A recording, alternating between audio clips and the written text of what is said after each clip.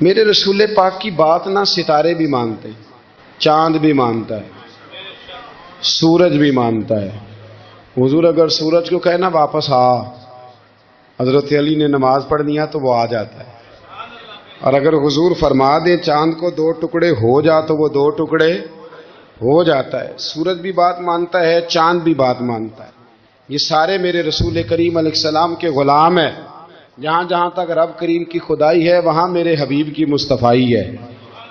حضور وہیں چاہتے نا وہیں چاہتے تو حضرت عمر اگر حکم دیں تو زمین تیل واپس کرتی ہے، تو حضور حکم دیتے تو وہ کافر اندر دھنسا لیتی زمین، سارا کام اسی وقت ہو جاتا۔ لیکن حضور نے کیا فرمایا؟ جب عثمان بن طلحہ نے کہا نا کہ آپ کو چابی نہیں ملے گی، اللہ کے رسول نے فرمایا عثمان ایک وقت آئے گا جب یہ چابی تجھ سے میں لوں گا، اور جس کو میرا دل کرے گا میں اسے دوں گا۔ ایک وقت آئے گا کہ یہ میں تجھ سے لوں گا، اور پھر جس کو میرا دل چاہے گا میں اس کو وہ چابی دوں گا۔ میرے نبی کریم رؤوف الرحیم سید عالم صلی اللہ علیہ وسلم نے وقت دیا۔ کتنا وقت لگا؟ 2 دن، 4 دن، 5 دن، 10 سال لگ گئے۔ حضور نے مکہ کو فتح کیا، حضور تشریف لائے، وہی چابی عثمان بن طلحہ کے پاس تھی۔ محبوب کریم نے بت توڑنے تھے، کعبہ کون سے پاک کرنا تھا، فرمایا لاؤ نا چابی کدھر ہے؟ عثمان کہتے ہیں حضور نے تو بات نہیں جتلائی، پر مجھے وہ لفظ یاد تھے کہ عثمان ایک وقت آئے گا، ایک، سمجھیے گا بات کو، ایک وقت آئے گا جب چابی میں لوں گا، اور پھر جس کو میرا دل کرے گا میں اسے، پھر وقت آ گیا، پھر حضور نے چابی لے لی، پھر نبی پاک نے بت توڑے، اور قربان جاؤں مدینے والے محبوب کے طریقے پر فدا ہو جائیں حضور علیہ الصلوۃ والسلام کے کمال درگزر پر۔ جب حضور فارغ ہوئے نا بیت اللہ کو صاف کر کے تو فرمایا کدھر ابھی عثمان بن طلحہ؟ وہ آئے تو حضور فرمانے لگے یہ چابی پہلے تیری خاندانی وراثت تھی، پھر میں نے اپنے وعدے کے مطابق لے لی، اب میں تمہیں واپس کر رہا ہوں، اب یہ چابی میں تمہیں واپس کر رہا ہوں، میں یہ چابی میں تمہیں دے رہا ہوں، لہذا اب تیری نسل سے بھی قیامت تک کوئی نہیں لے گا، میں تمہیں یہ چابی دے رہا ہوں۔ تو بھائی وقت کا انتظار کریں۔ اور عثمان بن طلحہ کہتے ہیں میں نے حضور کا یہ کمال کرم دیکھا تو میں کلمہ ہی پڑھ گیا، میں مسلمان ہی ہو گیا۔ وقت کو دیکھیں، وقت کا انتظار کریں، آنے والا ٹائم دیکھیں۔ ہم نا ٹائم نہیں دیتے، ہمیں جلدی بڑی ہے، کاروبار ٹھیک ہو جائے تو شام کو ہو جائے، بچہ تندرست ہو جائے تو پھر شام کو ہو جائے، مخالفین ٹھیک ہو جائیں تو شام کو ہو جائیں۔ ہمارے سارے کام شام سے پہلے بلکہ جو ولی بننا چاہتا ہے وہ بھی کہتا ہے 1.25 گھنٹے میں بنا دو، لیٹ نہ کرو۔ کیونکہ بہت سارے تو کہتے ہیں یہ ایک نظر کریں، میں نے کہا آپ کوئی عمل بھی کریں نا، آپ تھوڑی محنت بھی کریں نا، کہتے ہیں ایک نظر کریں۔ ہمارے درویش کہا کرتے تھے کہ آج کل مرید کہتے ہیں نہ نماز پڑھاؤ، نہ روزہ رکھاؤ، نہ وظیفہ کراؤ، نہ کوئی اور کام کراؤ، سانو میں ایویں ہی بخشاؤ۔ تو بھئی اللہ نے خود 5 نمازیں فرض کی، رمضان کے روزے فرض کیے ہیں، زکوٰۃ فرض۔ تو جب اللہ نے ذمہ داریاں لگائی ہیں تو پھر کون ہے جو بغیر ذمہ داریوں کے آگے جائے؟ تو اپنی زندگی میں چیزوں کو سمجھے، غور کریں، وقت آپ کو دینا ہے، اور جب آپ وقت دیتے ہیں تو بہت سارے معاملات ٹھیک ہو جاتے ہیں۔ حضرت عمار بن یاسر بڑا شروع میں کلمہ پڑھا، ان لوگوں نے بڑی تکلیفیں اٹھائیں جنہوں نے آغاز اسلام میں کلمہ پڑھا، حالات اور طرح کے اذیت، میرے حضور کو بڑی اذیتیں دی جاتی تھی۔ ابو لہب، عقبہ بن ابی معیط، یہ حضور کے 2 ہمسائے تھے۔ کچھ نفسیاتی تکلیفیں لوگ دیتے ہیں، ذہنی طور پر پریشان کرتے ہیں، مزاج ہوتا ہے۔ وہ دونوں کیا کرتے تھے؟ وہ سارا اپنے گھر کا کوڑا کرکٹ لا کے حضور کے دروازے پر پھینک جاتے۔ تو نبی کریم صلی اللہ تعالی وسلم فرماتے تھے کیا خوبصورت حق ہمسائیگی ادا کرتے ہو، کیا اچھا تم حق ہمسائیگی۔ اور دونوں طرف کے ہمسائے تکلیف دیتے، اذیت دیتے، حضور کو پریشان کرتے۔ حضرت عبداللہ ابن مبارک رحمۃ اللہ علیہ کا ہمسایہ بھی اسی طرح کرتا تھا، وہ اپنے گھر کا سارا گند کچرا اٹھا کے آپ کے گھر میں پھینک دیتا۔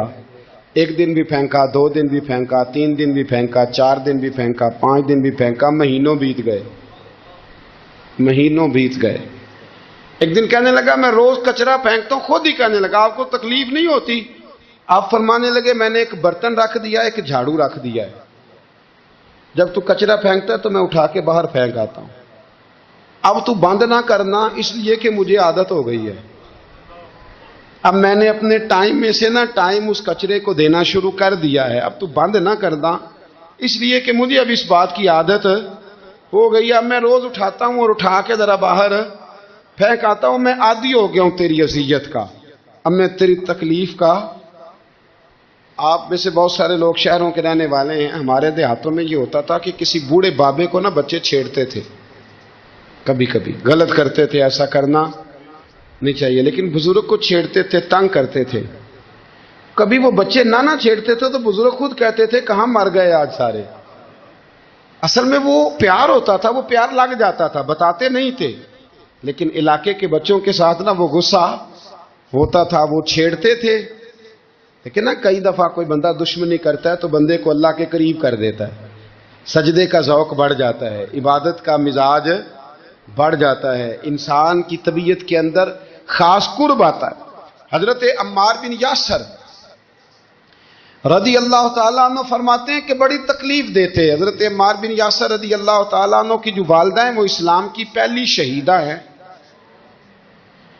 حضرت سمیہ ان کا نام تھا، اسلام کی پہلی شہیدہ۔ ان کے زیر ناف ابو جال نے نیزہ مار کے انہیں شہید کر دیا۔ حضرت عمار بن یاسر رضی اللہ تعالیٰ عنہ فرماتے ہیں کہ میرے والد کو اتنی تکلیفیں دی گئیں کہ وہ ان اذیتوں کی وجہ سے دنیا سے پردہ کر گئے۔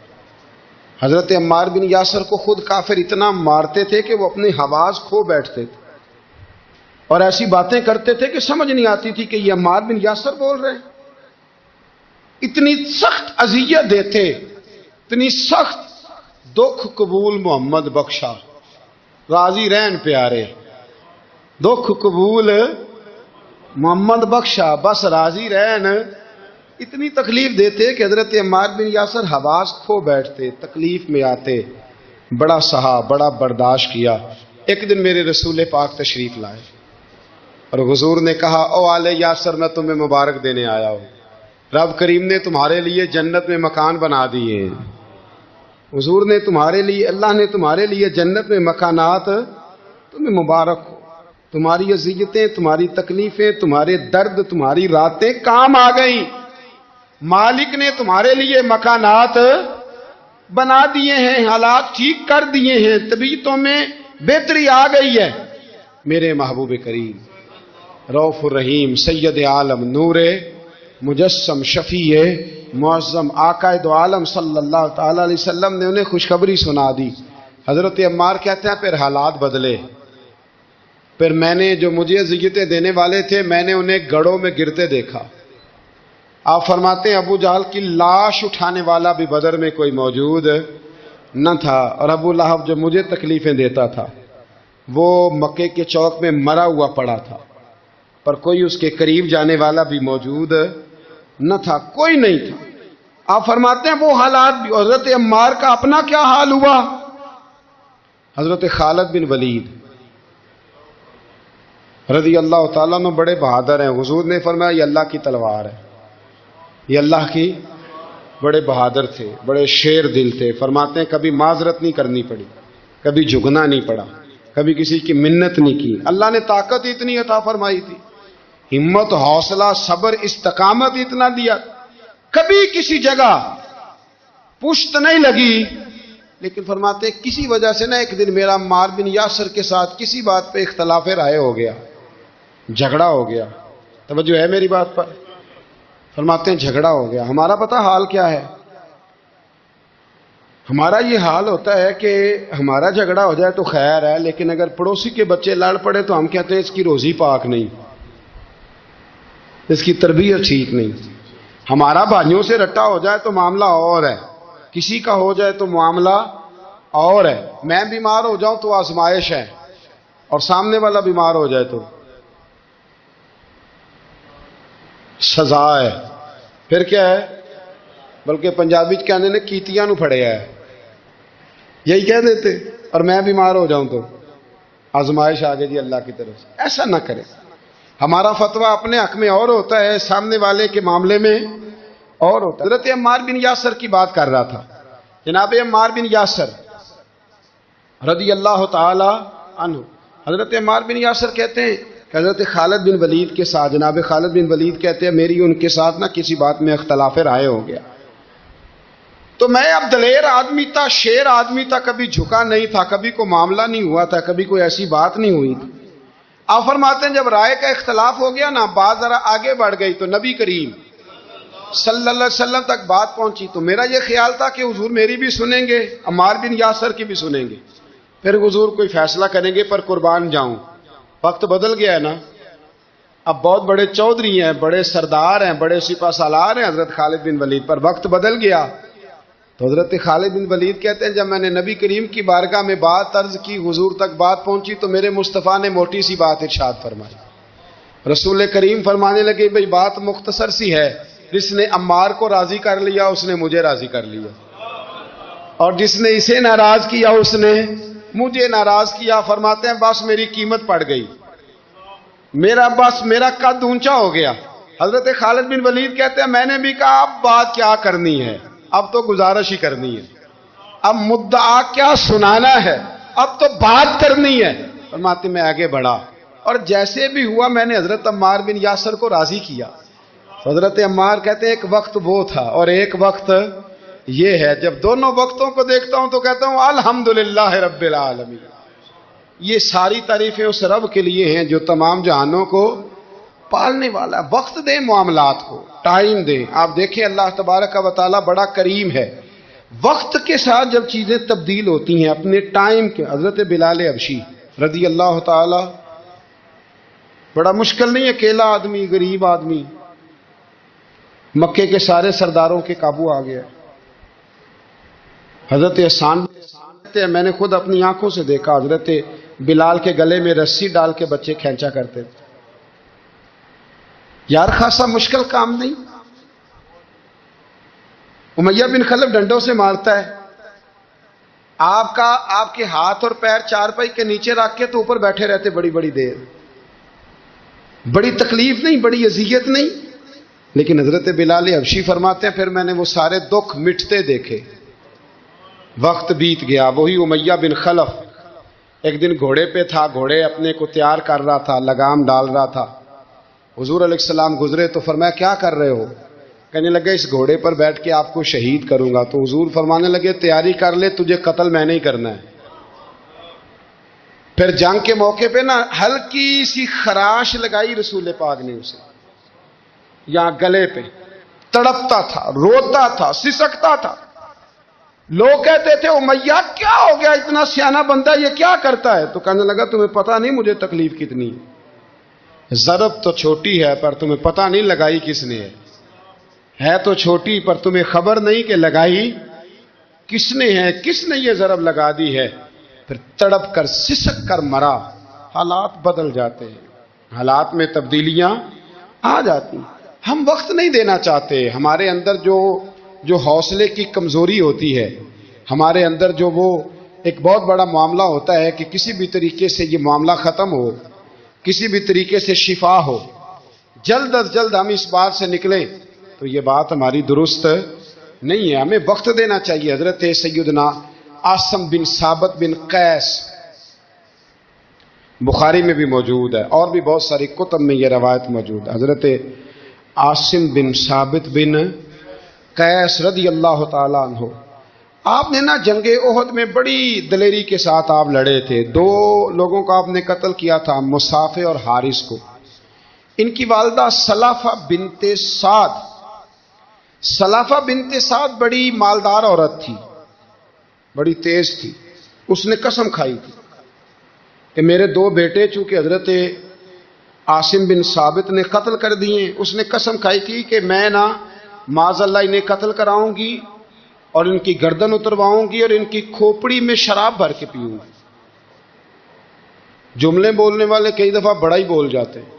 حضرت عاصم بن ثابت بن قیس رضی اللہ تعالی سلافہ بن سعد کہنے لگی کہ میرے بیٹے چونکہ انہوں نے قتل کیے تو 100 اونٹ دوں گی جو انہیں شہید کرے گا، اور پھر میں معاذ اللہ ان کی گردن اتروا کے کھوپڑی کے اندر شراب بھر کے پیوں گی۔ حضرت عاصم بن ثابت بڑے بہادر تھے، قابو نہ آ سکے۔ کافروں نے ایک چال چلی کہ مدینے سے کچھ مبلغ مانگے تبلیغ کرنے کے لیے، بطور مبلغ کو مانگا، لیکن رستے میں بددیانتی کی، جھوٹ بولا، ظلم کیا، انہیں گرفتار کیا، اور گرفتار کر کے معاذ اللہ تعالیٰ انہیں بیچنا چاہا۔ حضرت عاصم بن ثابت کہنے لگے میں میدان کا آدمی ہوں، میں قید ہونے سے لڑائی کرنے کو بہتر سمجھتا ہوں، میں کفار کا قیدی ہونے سے شہید ہونے کو فضیلت دوں گا۔ تلوار نکال لی، نیزے نکال لیے، لڑنے لگے۔ اب اکیلا آدمی اور سامنے درجنوں بیسیوں لڑنے والے، سب کا رخ جب انہی کی طرف ہوا تو حضرت عاصم بن ثابت بن قیس رضی اللہ تعالیٰ عنہ سمجھنے لگے اب شہید ہو جاؤں گا، تو آپ نے ایک دعا مانگی، کہنے لگے اے اللہ میرے بدن کی حفاظت کرنا، اے اللہ میرے وجود کی حفاظت کرنا، گویا میری لاش کی یہ بے حرمتی نہ کرے، اللہ حفاظت کرنا۔ شہید کر دیے گئے۔ جیسے ہی آپ شہید ہوئے تو اب وہاں تو منت یہ تھی نا معاذ اللہ کے گلا کاٹیں گے اور معاذ اللہ کھوپڑی میں شراب پیئیں گے۔ انہوں نے دعا کر دی، یا اللہ حفاظت کرنا۔ آپ سب بھی دعا کریں، یا اللہ ہماری حفاظت فرما، اے اللہ دنیا میں بھی حفاظت فرما، قبر میں بھی حفاظت فرما، حاسدوں سے، شریروں سے، مفسدوں سے، اے اللہ حفاظت کرنا، یہ دعا فرمائی۔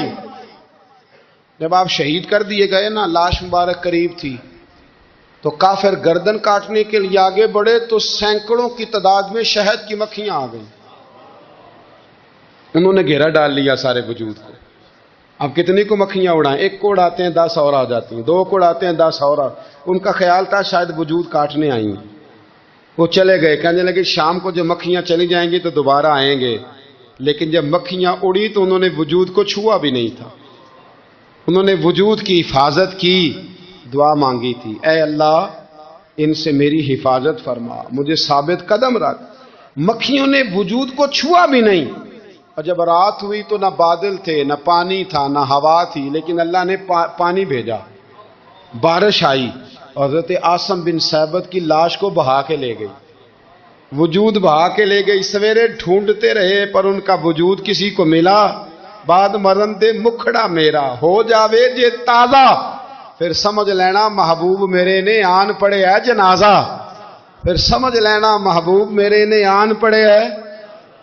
اور ایک شعر پڑھنا دوں چراغے گولڑا کا، کئی دفعہ پڑھتا ہوں، آج پھر نہ کہہ دوں۔ کہنے لگے بے قدراں کچھ قدر نہ جاتی، کیتی خوب تسلی ہو، دنیا دار پجاری زردے کتیاں دے گل ٹلی ہو، بک بک روشن اکھیاں تکیو ویک حویلی کلی ہو، کوچ نصیر آسان جدوں کیتی پہ جانی تر تھلی ہو۔ تو یاد رکھ میرے بھائی، جب آپ ثابت قدم، حضرت خباب رضی اللہ تعالی عنہ، بخاری میں ذکر ہے، کتب حدیث میں، کتب سیرت میں ذکر ہے، حضرت خباب رضی اللہ تعالی عنہ نے اس وقت کلمہ پڑھا جب ابھی 5 لوگ کلمہ پڑھتے، کل بندے السابقون الاولون۔ آپ فرماتے ہیں جس عورت کا میں غلام تھا نا، ام انمار اس کا نام تھا، وہ مجھے بڑی سخت سزائیں دیتی تھی۔ آپ لوہار کا کام کرتے تھے، سلاخیں، آپ کو پتہ ہے لوہار سلاخ رکھتا ہے پہلے آگ میں بھٹی میں، پھر وہ جب پوری طرح تپتی ہے پھر کچھ بنتا ہے، لوہار کا کام کرتے تھے۔ آپ فرماتے ہیں ام انمار میرے ساتھ یہ کرتی کہ مجھے سخت اذیت دیتی، کلمہ چھوڑنے پر مجبور کرتی۔ ایک دفعہ تو ایسے ہوا کہ اس نے کافروں کی ڈیوٹی لگائی، میں گلی سے گزر رہا تھا، مجھے نہیں پتا تھا ان کی پہلے سے تیاری ہے، انہوں نے کوئلے جلا کے رکھے ہوئے تھے، مجھے پکڑا، میرا کرتا زبردستی اتارا، کوئلوں پہ لٹا دیا اور میرے وجود پر وزنی پتھر رکھ دیے۔ فرماتے ہیں میری چربی پگھلی تو کوئلے بجھے۔ یہ شہادت گاہ الفت میں قدم رکھنا، لوگ آسان سمجھتے ہیں مسلمان ہونا، زخم پہ زخم کھا کے جی، خون جگر کے گھونٹ پی، آہ نہ کر لبوں کو سی، یہ عشق ہے کو دل لگی نہیں، اس میں بڑی برداشت کرنی پڑتی ہے۔ آپ فرماتے ہیں کہ حضور علیہ السلام نا خانہ کعبہ کی دیوار کے ساتھ ٹیک لگائے بیٹھے تھے. میں ایک دن حاضر، مجھے بڑی تکلیف دیتے تھے. کہتے ہیں جب میں کام کر رہا ہوتا تھا تو میری مالکن آتی تو وہ نکال کے نا سلاخ تو میرے سر پہ رکھ دیتی. میرا سارا وجود زخمی تھا. حضور خانہ کعبہ کی دیوار سے ٹیک لگائے بیٹھے تھے. میں حاضر ہوا تو محبوب کریم بھی اٹھے. تو حضور علیہ السلام سے میں نے عرض کی حضور دیکھیں مجھے کتنی تکلیف دی جاتی. تو ابھی فرمانے لگے بس اتنی. فرمایا تم سے پہلے لوگوں کے سروں پر آرے رکھ کے 2 حصوں میں چیر دیا جاتا تھا. لوہے کی کنگھیوں سے ان کے وجود ادھیڑ دیے جاتے تھے پر وہ سی نہیں کرتے تھے، اف نہیں کرتے تھے. میں خبردار بس اتنی. اور پھر میرے حضور نے ہاتھ اٹھائے کہا اے اللہ خباب کی مدد فرما. اے اللہ خباب کی اتنے لفظ ادا کی. حضرت خباب کہتے ہیں پھر میں نے وقت کو وقت دیا، پھر میں نے حالات کو وقت دیا، پھر میں نے اپنے محبوب کی دعا کو قبول ہوتے دیکھا. فرماتے ہیں وہ میری مالکن جو مجھے تکلیف دیتی تھی، اذیت دیتی تھی، پھر اس کا حال یہ تھا کہ اس کے سر میں درد اٹھا. اور جس طرح کتا چیختا ہے جب اسے مارا جاتا ہے تو وہ چلاتا ہے، اس طرح وہ آوازیں نکالتی.